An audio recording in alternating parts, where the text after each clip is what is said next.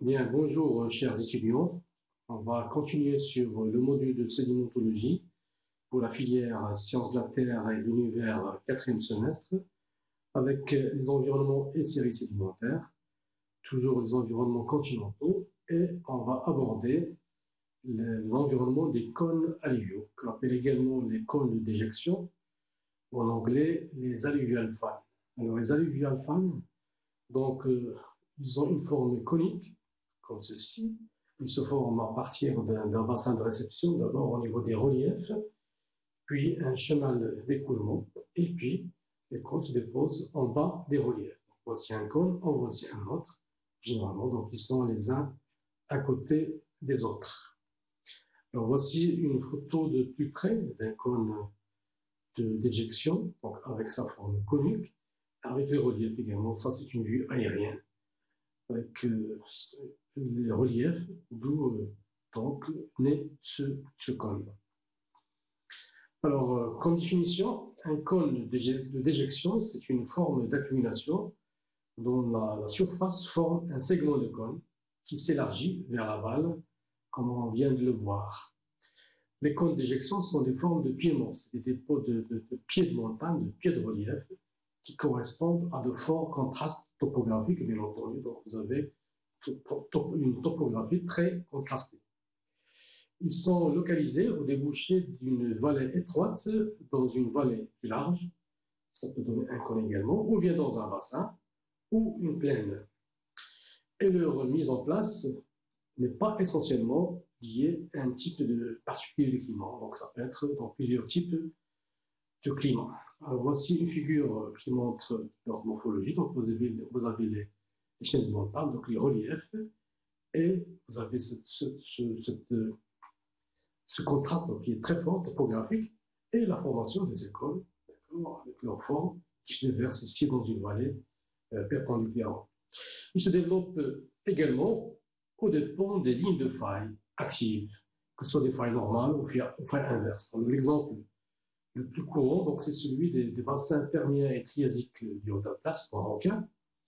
Alors, de cônes alluviaux, donc des conglomératiques de cônes alluviaux, donc qui sont très étendus et qui se sont formés aux dépens de failles normales. Là, vous avez les reliefs, vous avez les failles, et ces cônes alluviaux donc, se sont déposés aux dépens de ces cônes pendant l'époque permienne et triasique. Les cônes d'éjection sont souvent coalescents, sont souvent l'un à côté de l'autre. C'est pourquoi donc, on observe souvent donc, une continuité des conglomérats sur une très grande distance. On voit maintenant les différentes parties d'un cône de déjection. Alors vous avez ici une vue aérienne et vous avez la partie d'où naît le cône d'éjection. Vous avez l'apex, c'est l'entaille. Voici le cône qui se déverse sur la forme conique. Et là, vous avez le premier cône qui se déverse, là, se forme, le deuxième cône qui vient au-dessus, et puis un troisième cône qui est superposé. Et puis, il faut pas avoir des cônes secondaires, bien entendu. Alors là, c'est un cône d'éjection. Il y a une série de cônes d'éjection superposés. Et puis, à côté, vous avez une autre série de cônes superposés. Donc, vous voyez qu'ils sont vraiment coalescents. Et entre les deux, vous avez un espace qui est abrité. Donc, il n'y a pas de courant. C'est une zone très calme. Et généralement, donc, dans cette zone, ce qu'on appelle l'intercône, c'est une zone où il y a des sédiments très très fins, voire de la végétation, beaucoup de végétation même, et on peut avoir des marécages. Et dans ce genre d'endroit ou bien de milieu qui est abrité, on peut avoir conservation de cette matière organique végétale qui peut donner lieu à des couches de charbon. Donc, il y a pas mal de couches de charbon qui se forment dans cet endroit intercône parce qu'il est abrité, donc il n'y a pas de courant. Par contre, là, donc, vous avez des silices classiques donc, qui se déposent avec une certaine vitesse. Alors, vous avez donc l'apex, comme une nomenclature, donc vous avez l'apex, c'est l'entaille apicale, et puis vous avez la partie proximale où se déposent des sédiments très grossiers, généralement mal organisés, Puis après, vous avez la partie médiane, où il y a des sédiments encore grossiers, mais plus organisés. Et puis, dans la partie distale, vous avez la partie donc les sédiments donc, plus fins qui se déposent. Vous avez l'apex, et là, vous avez le front du cône. Vous avez un autre cône qui est coalescent, donc c'est pareil, partie proximale, médiane et distale. Et puis, vous avez un autre cône secondaire qui se superpose sur le premier. Puis, vous avez là un point d'intersection des deux cônes. Là, vous avez les marges du cône, c'est les parties débordantes. Alors, si on fait une coupe amont-aval, donc on va voir les dépôts grossiers de la partie proximale, les dépôts moins grossiers de la partie médiane, et puis les dépôts fins de la partie distale. Donc ici, donc, vous avez un autre cône qui se superpose là en bleu, qui se superpose sur le premier, avec toujours les sédiments grossiers à l'avant et les sédiments fins à l'aval. Et bien entendu, donc, ce cône a été formé grâce à son chenal principal qui est creusé donc, de façon plus importante par rapport au premier. Et à ce niveau-là, donc, vous allez voir qu'il y a superposition de ces sédiments fins, ou bien des sédiments grossiers du second cône, ou bien du cône secondaire, sur les sédiments fins du premier. Alors, quels sont les principaux paramètres morphométriques d'un cône d'éjection? Alors, les dimensions des cônes d'éjection sont très variables. On peut avoir des cônes qui font quelques hectares jusqu'à plusieurs milliers de kilomètres carrés. Donc, ça peut être énorme. Et l'épaisseur des cônes varie de quelques dizaines jusqu'à plusieurs centaines de mètres. On peut avoir plusieurs centaines de mètres d'épaisseur des cônes de déjection. Et puis, cette épaisseur diminue depuis l'apex vers l'aval, donc vers le front ou bien vers les marges du cône. Cette géométrie, bien entendu, elle est fortement bouleversée par le jeu différentiel de la tectonique. Donc, plus il y a de la tectonique, donc, plus généralement, donc, plus il y a appel à l'érosion, donc à la sédimentation. Voici un exemple très ancien, donc du Jurassique, où on a pu mettre en évidence des dépôts de cônes d'éjection, des dépôts d'alluvial fine. Ça, c'est dans l'Utah, en Arizona, aux États-Unis. Et vous avez ici donc des sédiments très grossiers et en même temps donc une épaisseur très importante du cône. Donc il est de 600 mètres à ce niveau-là. Puis ça descend 500 mètres, ça descend 400 mètres, ça descend 300 mètres jusqu'à ici donc à 100 voire 0. Donc les bordures du cône elle est là sur les bordures. Et puis en même temps en allant vers l'aval, donc il y a une diminution très importante de l'épaisseur du cône. Donc c'est grâce à ça qu'on a pu mettre en évidence donc ce cône de déjection ancien, donc du Jurassique. La composition lithologique du bassin versant a une influence bien entendu, parce que c'est le bassin versant qui va livrer les sédiments à ce cône alluvial. Et les cônes composés de sédiments fins, généralement, sont plus aplatis. Et les cônes constitués par des sédiments grossiers, donc, ils sont moins aplatis, bien entendu. Les cônes d'éjection constitués de matériaux grossiers ont une pente très forte, qui est plus forte que celle qui est constituée de sédiments fins. Parce qu'un cône est constitué uniquement de sédiments fins, donc il a une pente plus faible. La pente du cône d'éjection, bien entendu, elle diminue, comme on l'a vu tout à l'heure, elle diminue de l'amont vers l'aval.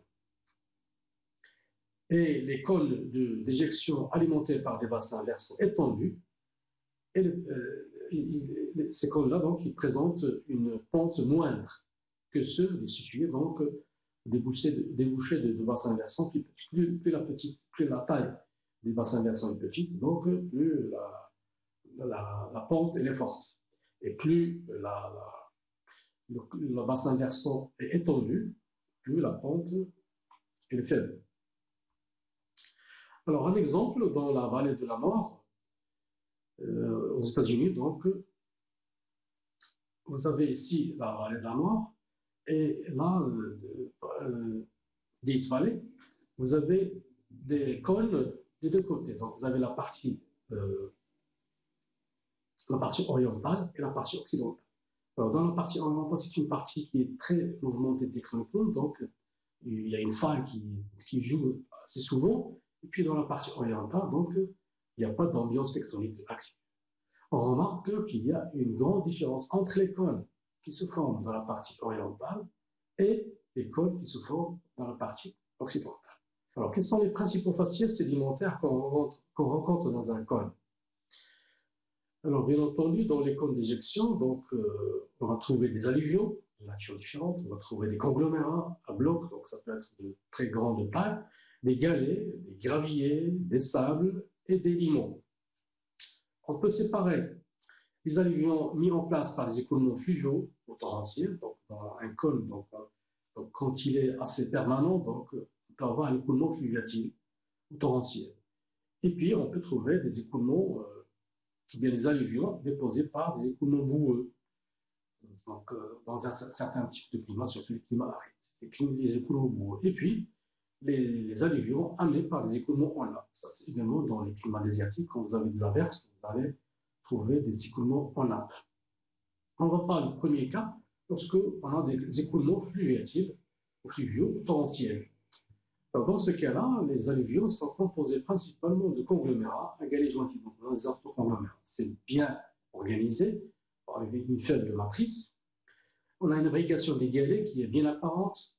Les sédiments sont bien organisés parce que le coulement est assez continu. Voici les orthoconglomérats qu'on peut voir dans ce type fluviatif. Donc, vous avez les galets qui sont ordonnés, qui sont imbriqués. En même temps, vous avez une faible matrice. Donc, vous avez une dominance des galets. En même temps, ils ont à peu près la même taille. D'accord? Donc, c'est ce qu'on appelle des orthoconglomérats. Et le deuxième cas, quand vous avez des écoulements boueux. Les écoulements boueux, comme leur nom s'indique, donc vous avez de la boue, ils sont caractérisés par une forte hétérométrie des galets. Il y a des particules. Il y a des particules grandes, des particules petites, et l'importance de la matrice argilo-lumineuse. Donc il y a une abondance de la matrice. On distingue deux types principaux de sédiments mis en place dans les écoulements boueux. Ce qu'on appelle les débris fleuves, conglomérats. Alors, ils sont composés de fragments rocheux flottant dans une matrice abondante et matrice. Vous avez beaucoup plus de fragments rocheux, mais également beaucoup de matrices, avec une petite abondance de fragments rocheux. Et on entend donc que la matrice est maltrie. Alors, ces épondages boueux apparaissent comme des bancs de paraconglomérats. Tout à l'heure, on avait des orthoconglomérats dans le système fluviaux. Là, vous avez des paraconglomérats, donc on appelle des matrices supportées, donc beaucoup de matrices. Alors, ces paraconglomérats donc, présentent, comme je viens de le dire, une matrice qui est très abondante et des galets ou bien des blocs qui sont de différentes tailles. Non seulement ils sont de différentes tailles, mais il y a également donc une angulosité très marquée de ces éléments. À côté des débris fleurs, vous avez les mêmes fleurs. C'est à peu près pareil, sauf que vous avez ce qu'on appelle des épondages de boue. Il y a de la boue également, beaucoup de boue. Donc, ils sont constitués de sédiments fins, sable, limon et argile, pouvant emballer quelques graviers. Donc, vous avez plus de matrices que de graviers, ou bien de blocs. Alors, l'épaisseur de ces épondages de boue, elle est de 1 à plusieurs décimètres. Les plus faibles, c'est des épondages boueux où le matériau est plus fluide lorsque vous avez des débris fleuves. Donc, en résumé, débris fleuves, quand vous avez plus de débris, plus de classes, plus de galets, plus de blocs que de la matrice qui est toujours cyclo-argileuse, très fine. Et les meules fleuves, c'est quand vous avez la matrice qui est beaucoup plus importante que les débris, les classes, les galets, les blocs. Alors, on a vu donc les sédiments fluviaux, les sédiments boueux. Là, c'est les ruissellements superficiels et écoulements en nappe. Les écoulements en nappe, donc, ils se forment parce que vous avez un milieu désertique. Donc, généralement, c'est ce qu'on appelle des écoulements en nappe, sheet fluid, qui sont déclenchés. Donc, vous avez des averses. Donc, vous avez des chutes d'eau, de pluie très importantes et brusques sur le relief. Donc, à ce moment-là, donc, vous avez formation de ces sheet fluides, c'est des écoulements en nappe qui peuvent s'étaler au pied de ces massifs. Et ça, c'est des événements qui sont exceptionnels. Ça n'arrive pas tout le temps, c'est lié aussi à ces averses. Et ça, c'est très courant dans les milieux désertiques. En même temps, donc, dans les milieux désertiques, donc, vous savez, quand il y a moins de végétation, donc les sédiments donc, ne sont pas protégés d'érosion, donc il y a une forte érosion. Alors, on va voir maintenant l'organisation sédimentaire des cônes d'éjection. Quand on dit organisation sédimentaire, on va la voir sur le plan horizontal et puis sur le plan vertical. Sur le plan horizontal, c'est la variation latérale de sédimentation. Sur le plan vertical, c'est les séquences, c'est la séquentielle. Alors, concernant l'évolution latérale de la sédimentation, donc il y a la diminution de la granulométrie depuis l'apex vers les bords du cône. Donc, ça, on l'a déjà vu. Et on récapitule en disant que vous avez des sédiments très grossiers à l'amont, des sédiments moins grossiers au milieu et des sédiments fins à l'avant. Donc, on a une diminution de la taille des éléments. Et ça, c'est très important parce que ça nous aide à interpréter les séries anciennes ou bien à mettre en évidence le dépôt dans des cônes de déjection anciennes. C'est un des faits les plus marquants et c'est des critères retenus pour reconnaître des cônes alluviaux dans les séries anciennes. C'est la diminution de la taille des éléments de l'amont vers l'aval. Alors, voici un exemple du Trias dans lequel on a mis en évidence cette évolution granulométrique. C'est le Trias, et on a pu mettre en évidence une diminution de la taille des éléments depuis l'amont jusqu'à l'aval. Une diminution de la taille de là, donc vous avez 28 cm par exemple. Ici, on a mesuré le centile, donc égalé, on a mesuré les centiles, donc ça c'est 28, on a 28 cm, donc ça descend à 20, à 18, à 15, et là vous avez 10 cm. Donc on a une diminution très nette. Et on a mesuré également ça sur une grande surface, donc dans les deux sens, dans les deux directions. Et en même temps, on a mesuré les palus courants. On s'est rendu compte que donc, les courants donc, ils sont dirigés comme ceci, avec une certaine divergence qui est très importante dans la mise en évidence d'un cône de déjection. Alors, nous rappelons donc que c'est dans le Trias, c'est très ancien, et tout ça, donc on a la taille par la taille des galets, donc ça nous a aidé à mettre en évidence ces environnements de cônes de déjection. C'est sur les cônes des régions arides que le gradient est plus fort.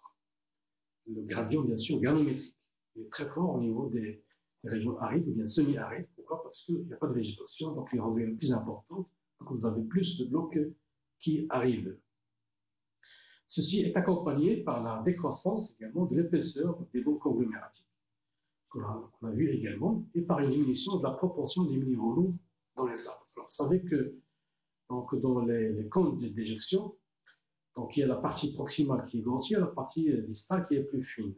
Alors, les minéraux lourds ils sont très présents dans la partie grossière, et ça diminue dans la partie fine, bien entendu. On a vu ça également dans les cônes d'éjection minéralisés, donc qui contiennent de l'éther ou de l'or.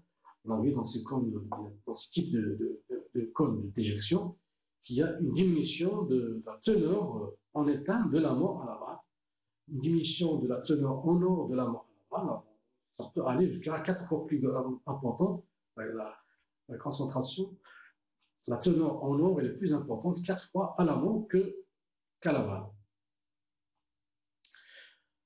On va voir maintenant l'évolution spatiale des structures sédimentaires dans ces cônes d'éjection, donc entendu de façon latérale.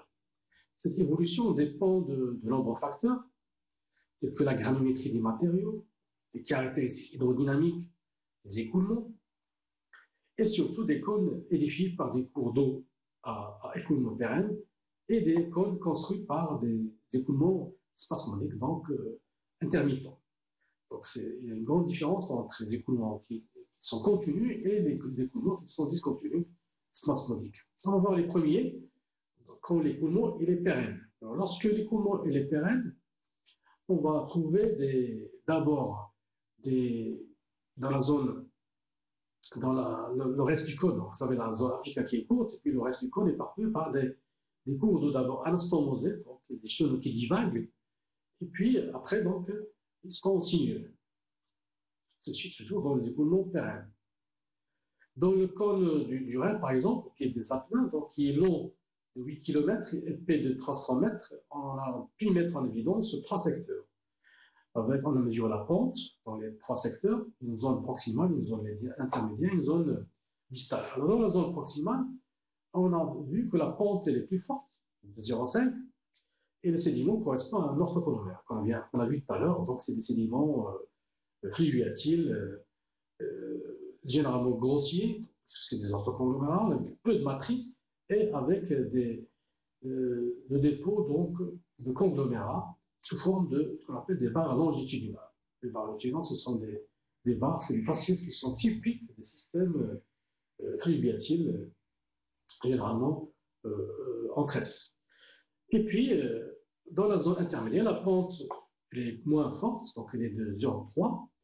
Et dans cette zone-là, donc, on a trouvé des orthoconglomérats qui s'interstratifient avec les premiers, avec des interstratifications, ou bien stratifications entrecroisées, sigmoïdales, sous forme de barres transversales. Alors, les barres transversales, ce sont des faciès typiques du milieu fluviatile également. C'est plus sableux.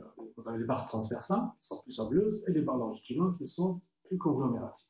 Et puis dans la zone distale, vous avez des dépôts, des faciès de systèmes méandriformes, systèmes sinueux, donc c'est des points barres. Généralement, c'est des points barres. Alors on remarque que la pente est plus faible, elle est 0,18, et le sédiment il est composé de sable et gravier sous forme donc de barres avec des stratifications entrecroisées, donc sigmoïdales. Donc les alluvions de la zone proximale ont été transportés dans les chenaux tressés, en tresse nombreux, et de faible sinuosité, alors que dans la zone intermédiaire, la sinuosité s'accroît, donc il y a plus de sinuosité, et dans la zone distale, les sédiments transitent dans des chenaux simples et sinueux. Alors vous avez ici donc une coupe amont-aval dans laquelle on montre donc cette évolution de ces corps sédimentaires, de ces structures sédimentaires. Donc, vous avez les barres longitudinales, grossières, vous avez les barres transversales dans la partie médiane, et puis dans la partie distale, vous avez les points barres. Là, voilà. Alors, dans les cônes spasmodiques, c'est-à-dire intermittents, des cônes sont caractérisés des milieux semi-arides. On va y trouver donc des épondages boueux et des épondages debout également. Et à la fin, vous avez des dépôts de players. On a des dépressions généralement et des nœuds de fleurs. Les contacts entre les différents types de sédiments peuvent être nets ou progressifs. Et dans les cônes d'éjection, les épondages boueux sont épais d'une dizaine de mètres. C'est ça ce qui domine, alors que les remplissages des chenaux sont plus rares. Dans les cônes d'éjection, bien entendu, des écoulements spasmodiques. Voici donc ces écoulements spasmodiques, qui sont très riches en argile, donc en matrice, et ça donne des cônes d'éjection de ce type-là.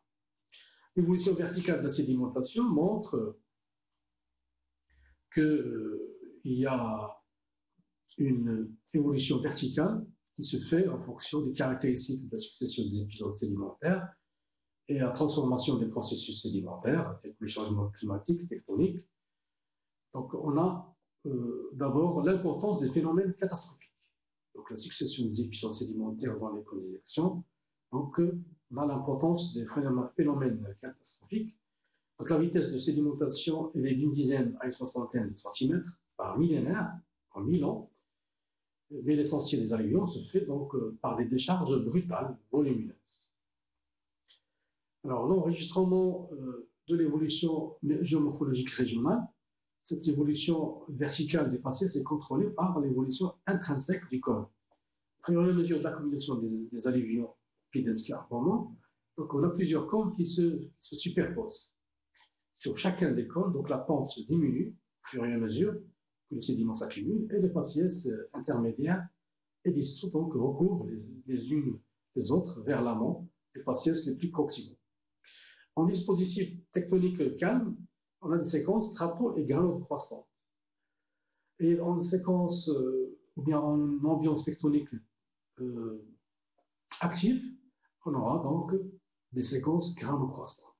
Vous avez à la base, donc vous avez sédiments grossiers à l'amont, sédiments fins à la base, à l'aval. Vous allez avoir des sédiments quand vous avez une ambiance tectonique active, donc vous allez avoir des sédiments grossiers qui vont arriver sur les sédiments. Donc ça forme des séquences négatives. Puis après, vous avez retour aux séquences positives. Vous avez propagation des faciès lorsque vous avez des séquences négatives. Pourquoi? Parce qu'il y a rajeunissement des reliefs et progression des faciès proximaux sur les faciès distaux du cône.